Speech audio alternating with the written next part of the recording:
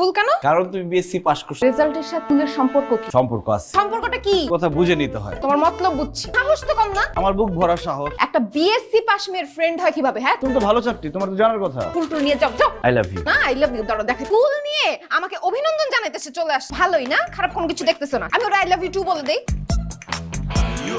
লোকনাথের বাসায়।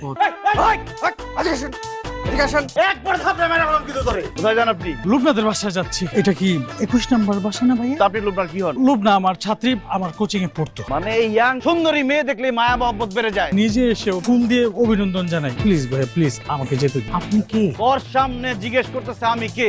স্লিপের মালিক। সময় লাগবে বেশি না 2 মিনিট লাগবে। 2 মিনিটের মধ্যে চলে আসবে। তোমাদের বাসায় আর আসা যাবে না। আপনাকে আবার কে টিচিং করলো? ভীষণ বিরক্ত লাগে। কার কথা বলতেছেন বুঝছি। আমার সঙ্গে যেই কথা বলে তাকে ইনসাল্ট করার ট্রাই করে। তোমারে লাইক করে, আমি তো ভাবছিলাম আমারে লাইক। আরে এটা কি ধরনের কথা বললেন আপনি? আমি একটা বকেটে ছেলেকে বিয়ে করব? বিয়ে করা যায়? এখন বলেন আমাকে আপনার কেমন লাগে? ভালো লাগে। তাইলে আপনার সাথে আমার অনেক দিনের সম্পর্ক। তোমার দিকে তো আমি ঠিকভাবে তাকায়ও না। সত্যি সত্যি প্রেম না তো ওই বকেটে ছেলের সামনে একটু প্রেমের অভিনয় করবেন। That's it. আমি আছি না, আমি আপনাকে বাঁচাবো। বাইরের কেউ তো জানবে না। মানে সিঁড়ি দিয়ে যখন নামবেন